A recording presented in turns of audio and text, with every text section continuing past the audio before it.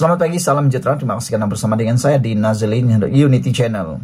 Tahniah diucapkan kepada Anwar Ibrahim, hari ini diisytiharkan sebagai Perdana Menteri paling berani bertindak. Anda tahu Anwar Ibrahim adalah antara Perdana Menteri yang paling berani bertindak yang setahu saya pernah jadi Perdana Menteri di Malaysia. Lainlah kalau Perdana Menteri yang lain.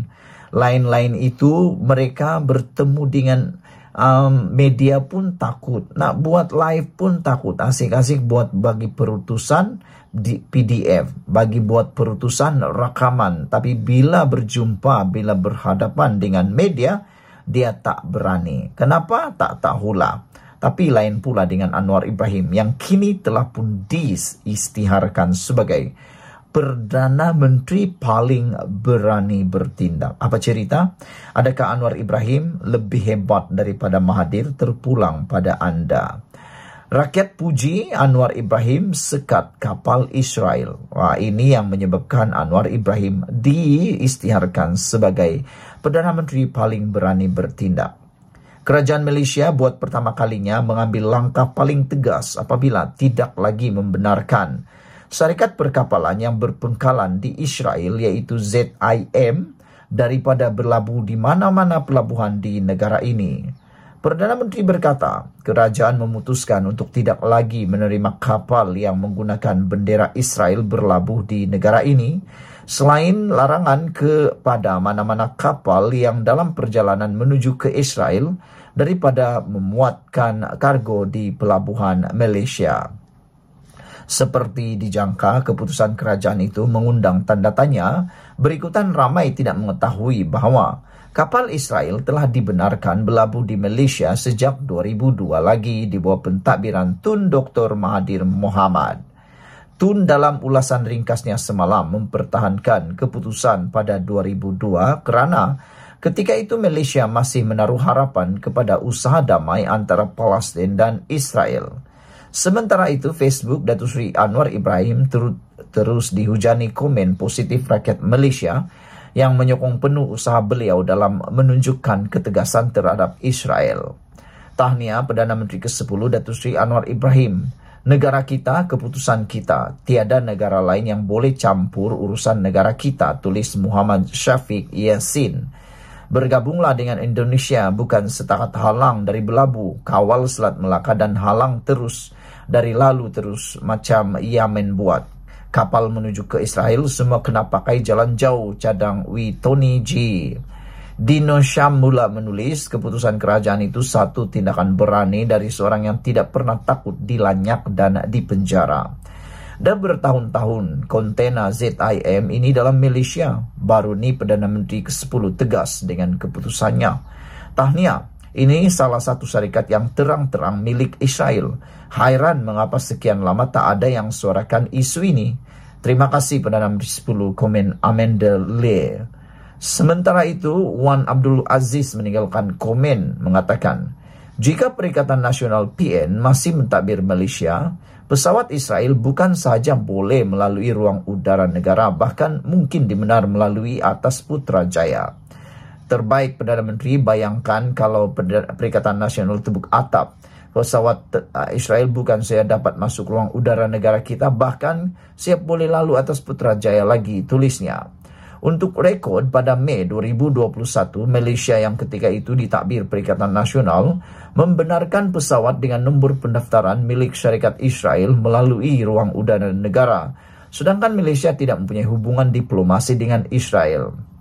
Mahathir sendiri pada waktu itu mengecam kerajaan dengan menganggap Perikatan Nasional gagal mengambil kira pandangan umum rakyat terhadap Israel. Bagi Arif Kadir Al-Khatami, dia berpendapat Perdana Menteri ke-10 lebih berani berbanding Perikatan Nasional pada ketika mereka mempunyai duta khas ke Timur Tengah. Berani, kata beliau. Zaman PN PAS dulu kita ada duta khas Timur Tengah. Kapal Yahudi masih boleh mendarat dengan gembira. Sekarang zaman Perdana Menteri ke-10, kapal Israel dihalang, komennya. Sekian dulu untuk kali ini. Jangan lupa tinggalkan komen anda, tekan butang subscribe. Kita jumpa lagi. Bye-bye. Selamat pagi, salam sejahtera. Terima kasih karena bersama dengan saya di Nazilin Unity Channel. Dipetik dari Perharapan Daily, direct to the point pada isunya. Walaupun terciduk, rupa-rupanya lebay PAS sendiri pernah cadang kenaikan cukai LVG. Jadi akhirnya cuba nak malukan orang, cuba nak mau mengecam orang, akhirnya ludah kena muka sendiri. Keputusan kerajaan melepaskan, keputusan kerajaan melaksanakan cukai jualan ke atas barangan bernilai rendah LVG tahun hadapan menuai pelbagai reaksi orang ramai. Penyokong pro pembangkang tidak terlepas memberi reaksi sinis terhadap keputusan itu, biarpun usaha ke arah pelaksanaan cukai barangan atas talian telah digerakkan lebih awal oleh pemimpin PAS. Antaranya, pengguna akaun Dewan Pemuda PAS Gombak yang memuat naik ciapan sindiran berbunyi, Menteri Keuangan terbaik Asia Tiger, miau. Ciapan itu bagaimanapun dibalas netizen dengan keratan artikel pada 2022 yang menunjukkan bahwa ahli Parlimen PAS Sabri Azid pernah mencadangkan agar cukai LVG dilaksanakan. Hasil carian Harapan Daily pula menemui artikel berkenaan yang bertarikh 4 Ogos 2022 dan disiarkan dalam portal lidah rasmi PAS, Haraka Daily. Portal itu melaporkan ucapan Sabri bahwa pelaksanaan cukai LVG akan melahirkan persaingan lebih adil antara penjual tempatan dan luar negara. Secara ringkasnya, Malaysia sepatutnya menggunakan cukai LVG sebanyak 10% ke atas barangan berharga di bawah RM500 yang dijual secara dalam talian berkuat kuasa 1 April 2023 di bawah Belanjawan 2022. Pada tahun 2022, PAS Perikatan Nasional PN berada di dalam kerajaan pimpinan Datuk Seri Ismail Sabri Yaakob. Namun pelaksanaan cukai itu telah ditangguhkan oleh Jabatan Kastam pada Mac tahun ini. Bagaimanapun ironinya, penyokong PAS atau Walaun tidak pula menentang usaha tersebut. Apatah lagi memberi reaksi sinis kepada cadangan pelaksanaan cukai LVG pada waktu itu. Typical PAS, komen pengguna X. Dulu PAS jadi kerajaan tak ada pula bantah. Dah jadi pembangkang pula bantah. Memang munafik versi lebay, komen Abang G. Sementara itu, seorang pengguna X berkata dia memahami keputusan kerajaan melaksanakan cukai LVG dan percaya duit hasil cukai itu akan dikembalikan semula kepada rakyat.